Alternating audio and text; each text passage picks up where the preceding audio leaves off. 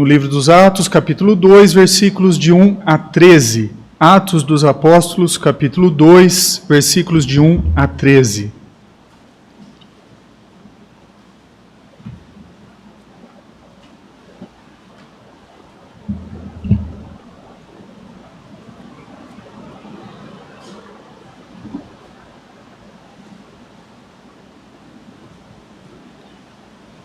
A descida do Espírito Santo. Ao cumprir-se o dia de Pentecostes, estavam todos reunidos no mesmo lugar.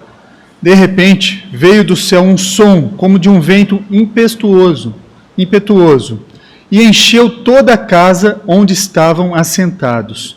E apareceram distribuídas entre eles línguas como de fogo, e pousou uma sobre cada um deles.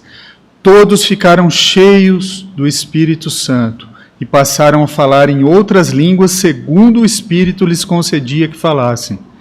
Ora, estavam habitando em Jerusalém judeus, homens piedosos, vindos de todas as nações debaixo do céu. Quando, pois, se fez ouvir aquela voz, afluiu a multidão que se possuiu de perplexidade, porquanto cada um os ouvia falar na própria língua. Estavam, pois, atônitos e se admiravam, dizendo: Vede, não são porventura galileus todos esses que aí estão falando? E como os ouvimos falar cada um em nossa própria língua materna?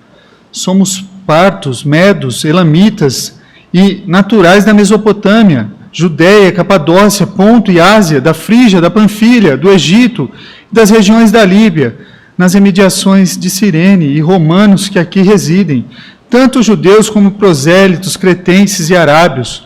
Como os ouvimos falar em nossas próprias línguas as grandezas de Deus? Todos atônitos e perplexos interpelavam uns aos outros. Que quer isto dizer? Outros, porém, zombando, diziam: estão embriagados. Até o versículo 13. Senhor, a tua palavra foi lida, que o teu Santo Espírito, ó Pai, assim como fez no dia de Pentecostes, ó Pai, que ele possa nos encher, ó Pai. Que nós possamos ser plenos do Teu Espírito para realizar coisas ainda maiores do que fazemos, Senhor. Abençoa nesse momento para que possamos compreender essa mensagem. Em nome de Cristo Jesus. Amém. Então nós estamos estudando o livro de Atos, que foi escrito por Lucas em 62 depois de Cristo, e esse livro foi escrito direcionado a Teófilo. Os propósitos do livro de Atos são o quê? Mostrar a legitimidade do cristianismo diante dos romanos, a expansão da igreja e o crescimento apesar da limitação humana. E a oração, a palavra de Deus como vetores de crescimento da igreja. Nós vimos o poder que muda o mundo no primeiro capítulo. Depois vimos que esperar é necessário. E hoje nós veremos o quê? Mais poder. Mais poder. Em Atos 2, que é considerado o início da igreja, esse foi o dia que a igreja deu o primeiro passo, como cristãos. Pensamos no dia de Pentecostes como o dia que o Espírito Santo veio à terra, mas o Pentecostes ele já acontecia, era uma festa celebrada pelos judeus, onde todo homem judeu, num raio de 32 quilômetros de Jerusalém, tinha que participar do festival judaico. Eles deveriam ir ao templo adorar a Deus. Essa festa acontecia em junho por causa do clima. Costumava ser a festa religiosa mais frequentada e era também um feriado nacional. A celebração judaica do Pentecostes era o quê? Uma época em que o povo de Israel se reunia com os primeiros frutos de sua colheita. Em Atos 2 nós vimos então a celebração do Pentecostes após a ressurreição de Jesus. Seria nesse dia então que Deus daria o quê? O seu Espírito Santo, a sua graça em contraste com a lei. Nesse dia o mundo veria primícias do Espírito Santo de Deus, pois mais de 3.000 pessoas passaram a crer e confiar em Jesus como seu Salvador. Os eventos de Atos, no capítulo 2, foram estudados e pregados por muitas pessoas, tá? E você pode examinar o texto e tirar ricas lições desse texto, profundas. Mas não é isso que eu vou fazer essa noite. Eu quero que você veja esse evento, o grande quadro, como ele foi significativo. Eu quero que você entenda que isso foi uma ocorrência incomum. Como de costume, há pelo menos 3 questões importantes que nós vamos aprender essa noite. A primeira delas, que a promessa ela estava sendo cumprida. Ao longo do curso do ministério de Jesus, ele preparou seus discípulos para o quê? Para a morte dele. Ele preparou para que, quando ele fosse, viria o Espírito Santo e tornaria possível para Deus enviar o quê?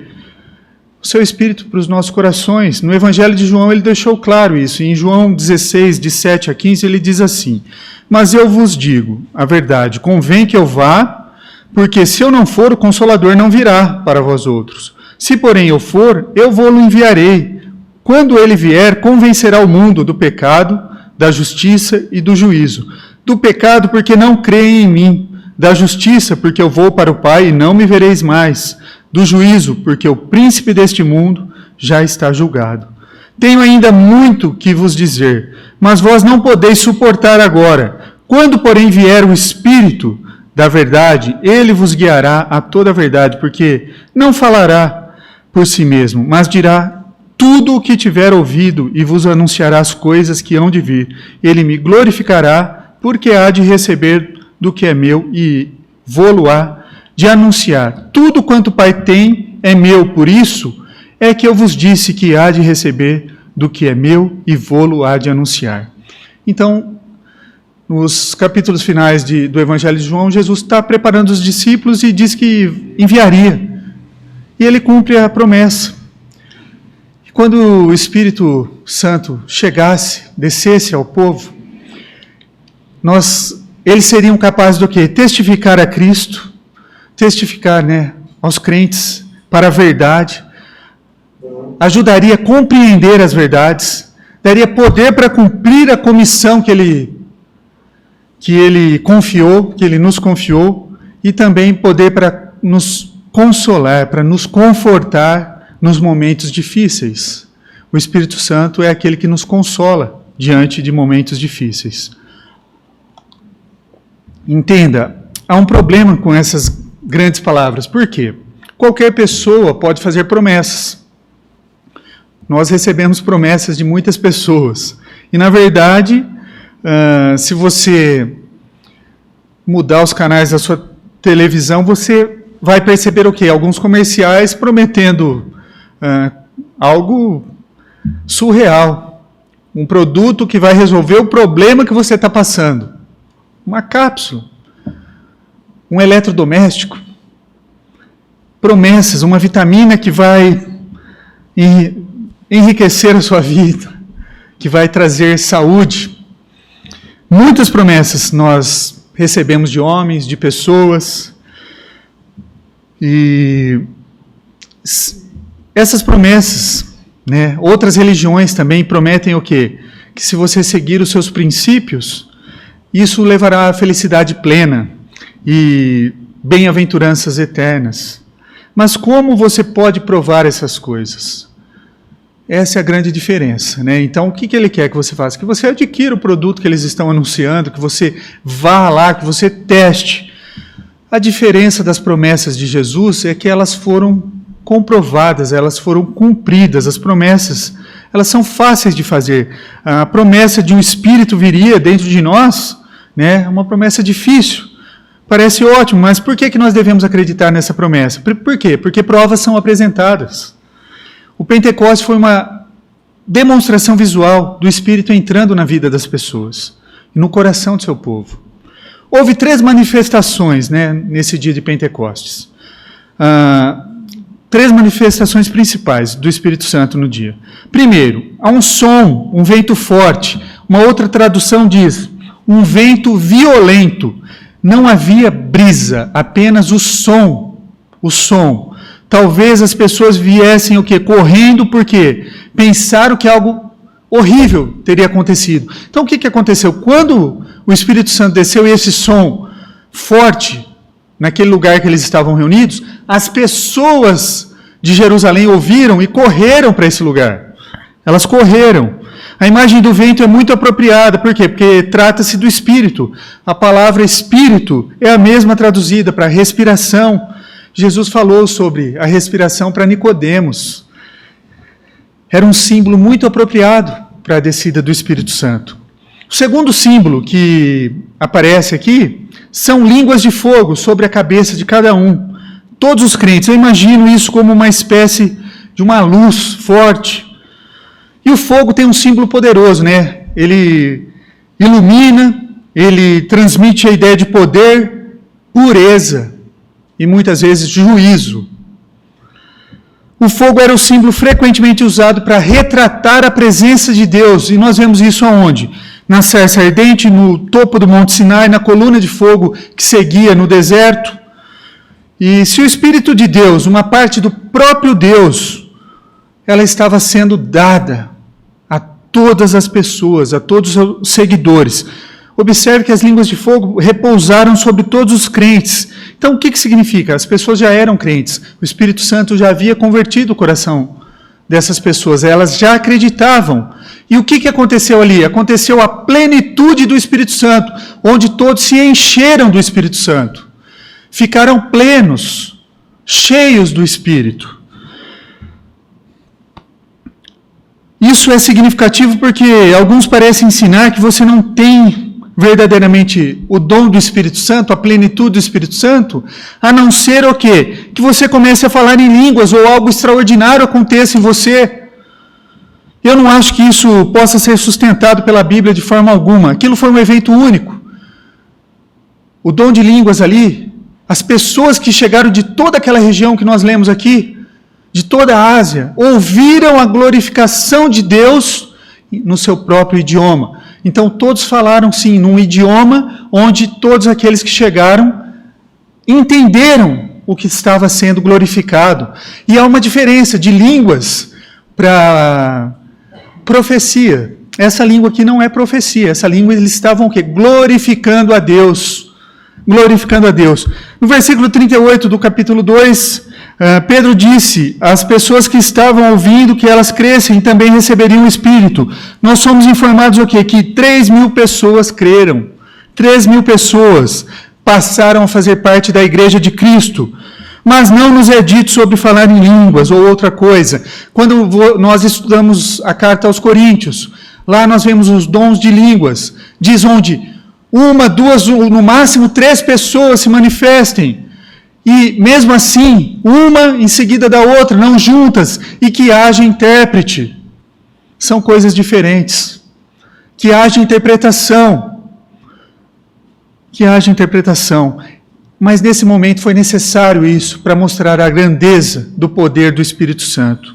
Em Efésios 1, versículos 13 e 14, Paulo nos diz que em quem também vós, depois de que ouviste a palavra da verdade, o evangelho da vossa salvação, tendo nele também crido, fostes selados com o Espírito Santo da promessa, o qual é o penhor da nossa herança, até o resgate da sua propriedade em louvor da sua glória. A declaração de Paulo é que todos que verdadeiramente creem em Cristo Jesus é dado o Espírito Santo como selo da promessa, como seu selo, depósito que aquilo é verdadeiro, que é genuíno. Se você deseja obter um documento oficial, né? O que você tem que fazer? Você tem que ir no cartório e o escrivão, o oficial, o tabelião, tem que carimbar e assinar, comprovando que aquilo é verdadeiro, que a sua assinatura é verdadeira. Um selo é colocado numa folha de papel para comprovar. Assim acontece com o Espírito Santo em todo aquele que crê que Jesus Cristo veio ao mundo, morreu, ressuscitou dos mortos para pagar o nosso pecado. Todos aqueles que creem nele é selado com o Espírito Santo.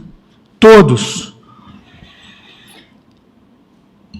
Isso significa que o poder que é visto no Pentecostes é o poder que já reside em você.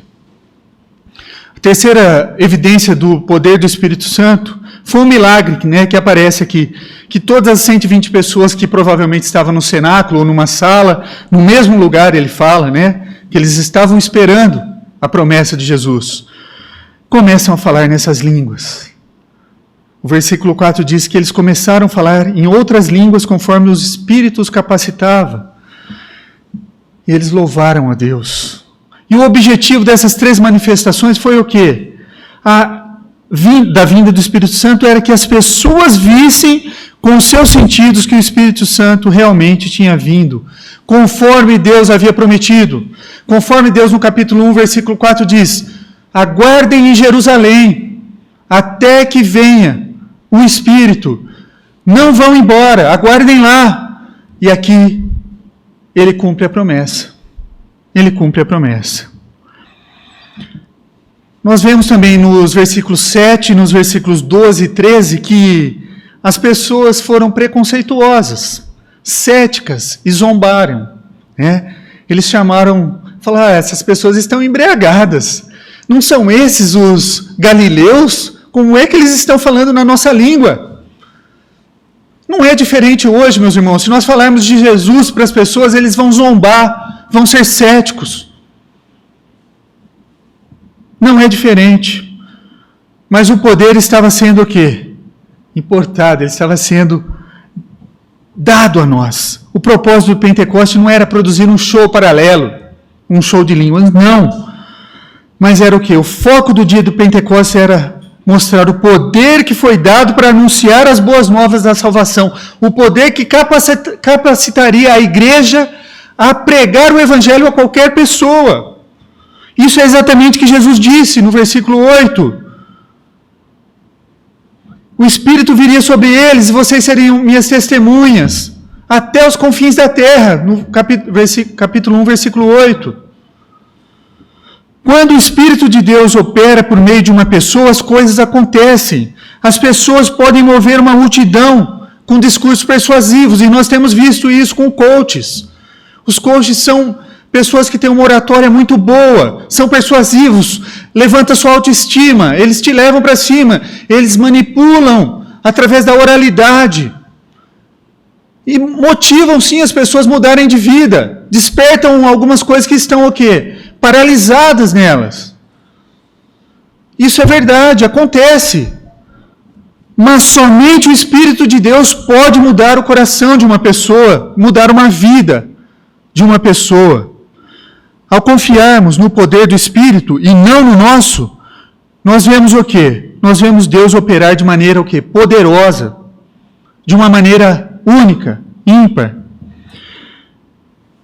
Um comitê de ministros de uma determinada cidade nos Estados Unidos discutindo sobre a possibilidade de usar um evangelista para servir durante uma campanha evangelística. Eles queriam usar Moody como esse evangelista. E finalmente um jovem ministro que não queria convidar Moody se levantou e disse: por que Moody? Por acaso ele tem o monopólio do Espírito Santo? Houve um silêncio. Um velho ministro piedoso falou: não, ele não tem o monopólio do Espírito Santo, mas o Espírito Santo tem o monopólio dele. Uma coisa, meus irmãos, é ter o Espírito Santo. Outra coisa é o Espírito Santo ter alguém. Os primeiros crentes não se tornaram cristãos no Pentecostes. Não foi isso. Eles já eram crentes, eles já criam em Jesus. Eles estavam se reunindo, eles estavam orando, eles estavam estudando a Bíblia, esperando a promessa de Cristo. Então eles já tinham o Espírito Santo. Assim como eles, nós já temos o Espírito Santo. Nós já somos habilitados pelo Espírito Santo de Deus. Uma coisa é ter o Espírito Santo, outra coisa é ser cheio do Espírito Santo.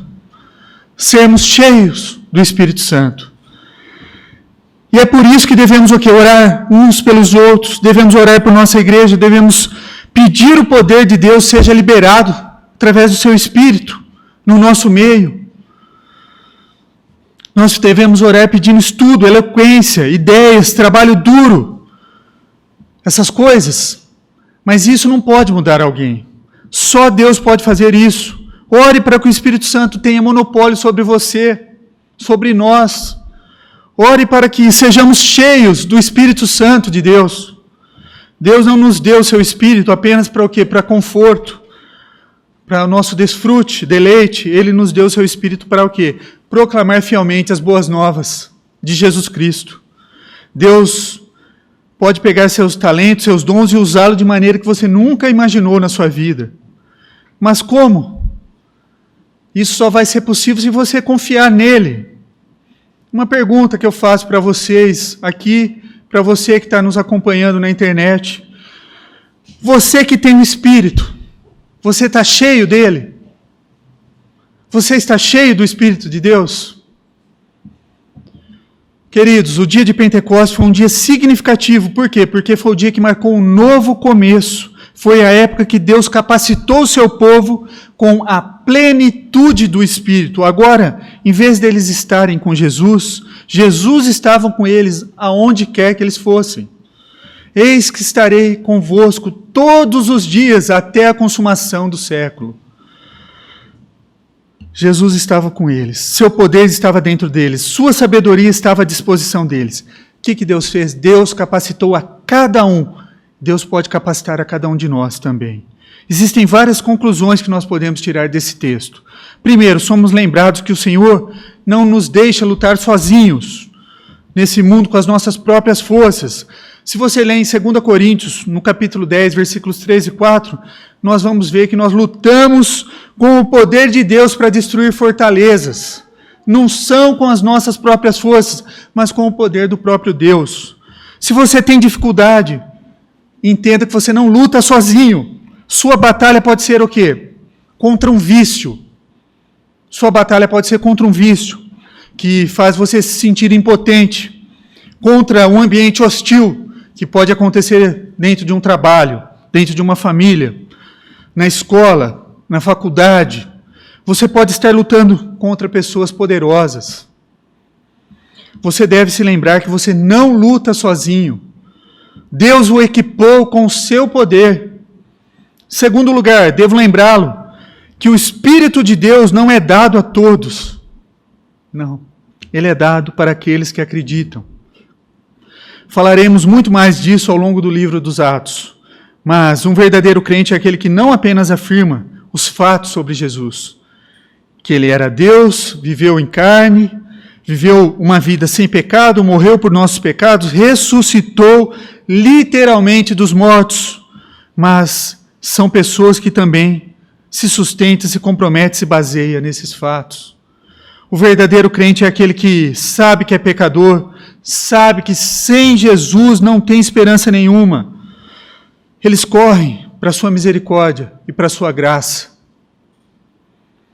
É possível que você nada saiba sobre o poder do Espírito Santo. Por quê? Embora esteja fazendo as coisas, você nunca entregou sua vida a Jesus. Se você não tem certeza, ore pedindo a Deus. Terceiro, por mais poderoso que seja o Espírito de Deus, a Bíblia nos ensina que nós podemos o quê? Restringir o seu poder. Como? Com pecado. Somos instruídos a não entristecer o Espírito. O apóstolo Paulo diz lá em Efésios capítulo 4, versículo 30, para que nós não entristecemos o Espírito de Deus quando nós nos engajamos onde? Em conversas prejudiciais, que a amargura, a raiva, ressentimento, essas coisas quando crescem dentro de nós, nós estamos entristecendo o Espírito. Devemos ser o quê? Diligentes, buscar uma vida piedosa. 1 Tessalonicenses 5,19 também, nós somos instruídos a não apagar o fogo do Espírito.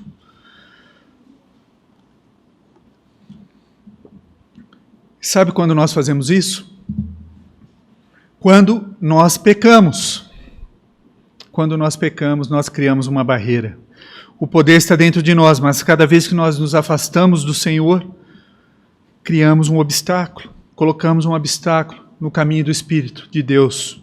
É como dirigir um carro numa estrada esburacada, cheia de galhos, onde tenha pedaços de pneus, e se o número de obstáculos for aumentando, vai chegar um momento que você vai ter que parar, remover todos aqueles obstáculos que estão à sua frente, para que você possa continuar, senão você não vai ter condições de continuar. você nunca vai ser cheio do Espírito Santo enquanto você estiver alimentando pecados. Enquanto você não se livrar dos seus pecados. Enquanto você não abandonar os seus vícios. Enquanto você não se entregar no poder de Deus.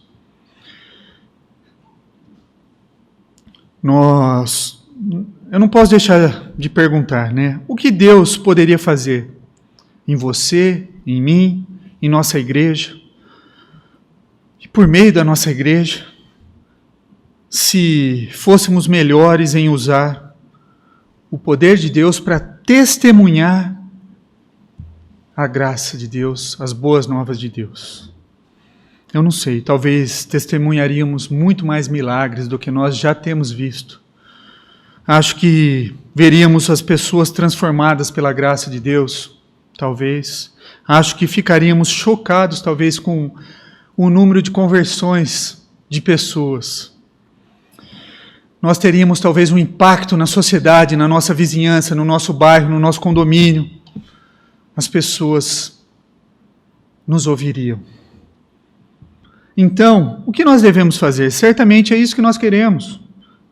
Vamos tentar ser práticos. Primeiro, aceitar a Deus, sua palavra. Devemos realmente acreditar no poder do Espírito Santo. É o poder que nos enche, aquele poder que aconteceu em Pentecostes pode acontecer com nós. Nós podemos ser cheios do Espírito Santo e fazer coisas que nós não imaginamos. Não com as nossas próprias forças, mas com as forças do próprio Espírito. Segundo, nós devemos pedir ajuda para Deus. Devemos buscar música em nossas vidas para que nós possamos aprender a entrar no ritmo que Deus quer que nós entramos. Em vez de apenas pedir a Deus, Senhor, resolva os meus problemas, Senhor, me abençoa, Senhor, a gente tem orado muito errado. Nós só pedimos. Proteja meu dia, abençoe meu dia. Senhor, me encha com o teu Santo Espírito para que eu possa te servir cada vez mais. Ore da maneira correta. Peça para que o Espírito Santo encha a sua vida, para que você peque menos, para que Ele nos capacite. Precisamos pedir para que Deus nos guie enquanto nós estamos estudando a sua palavra. Terceiro, devemos dar um passo de fé. Sabe o que é dar um passo de fé? É fazer coisas que você não sabe se você vai conseguir fazer. Fazer coisas que... não aquilo que é confortável para nós, né? Por quê? Eu vou fazer só aquilo que é confortável. Se a gente faz só o que nos é confortável, nós estamos confiando ainda nas nossas forças.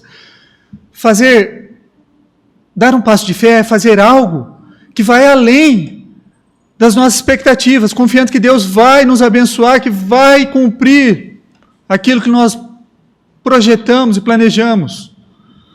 Ainda mais se for para a glória dEle.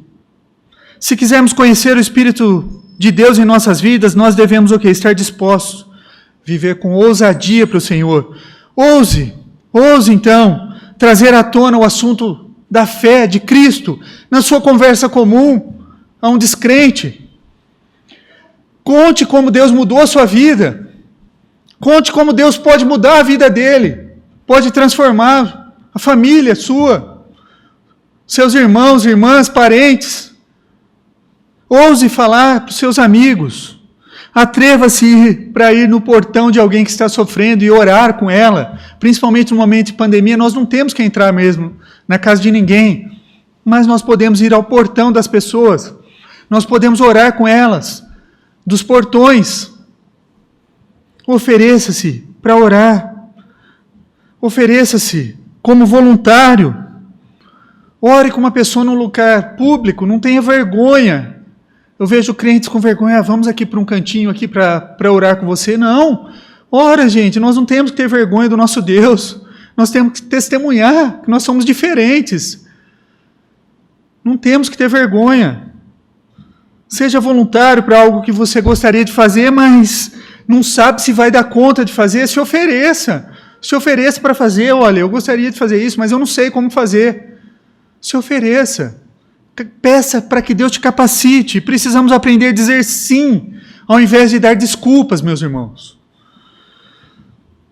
Certo comentarista, ele diz assim: o caráter de quem é cheio do Espírito Santo é de incendiário.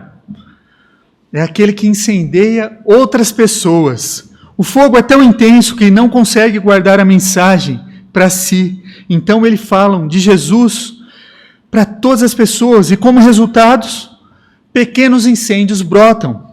E logo há um grande incêndio, um avivamento que se espalha.